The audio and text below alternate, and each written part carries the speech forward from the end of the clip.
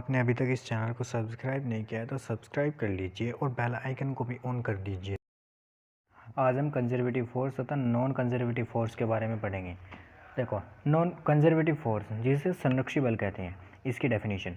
यदि कोई कण या पार्टिकल्स होते हैं जो छोटे छोटे, वे पॉइंट ए से बी तक गति करता है तथा पॉइंट ए पर पार्टिकल की गतिज ऊर्जा या काइनेटिक एनर्जी पॉइंट बी पर पार्टिकल की काइनेटिक एनर्जी या गतिज ऊर्जा के बराबर होती है, तब पार्टिकल पर लगने वाला बल संरक्षी बल कहलाता है।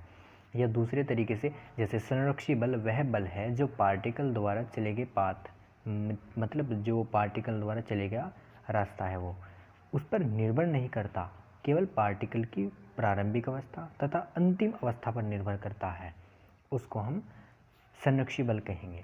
देखो, जैसे कोई पार्टिकल पॉइंट ए पर है तथा इसे पॉइंट बी तक जाना है, मोशन करना है पॉइंट बी तक, तो ए से बी तक मोशन करेगा, बी से ए तक मोशन करेगा। तब अगर हम पार्टिकल की जो काइनेटिक एनर्जी वो पॉइंट ए पर देखें तो काइनेटिक एनर्जी, वो पॉइंट बी पर काइनेटिक एनर्जी देखें उस पार्टिकल की, तो वो बराबर हो गई। मतलब इसने मोशन भी किया और काइनेटिक एनर्जी फिर भी इक्वल इनकी बराबर है। तो कैसे? तो जो इनके बीच फोर्स लगेगा उसको हम संरक्षी बल या कंजर्वेटिव फोर्स कहेंगे। ए से बी तक चलने में F1 फोर्स लगा, बी से ए तक आने में F2, तो F1 not equal to F2 होगा।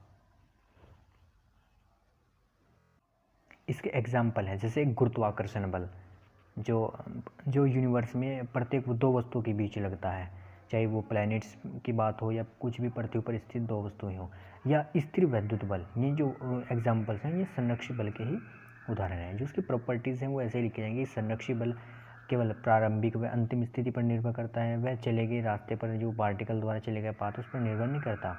और एक बात, जो सभी केंद्रीय बल होते हैं वह संरक्षी होते हैं।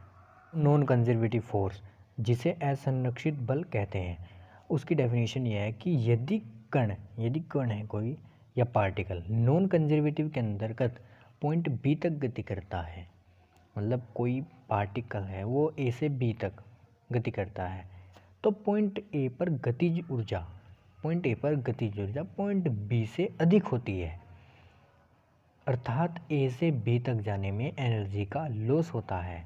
नॉन कंजर्वेटिव फोर्स जिसे असंरक्षित बल कहते हैं, ऐसा फोर्स होता है जो प्रारंभिक तथा अंतिम स्थिति के साथ साथ पार्टिकल द्वारा चले गए पाथ, मतलब रास्ते पर भी निर्भर करता है।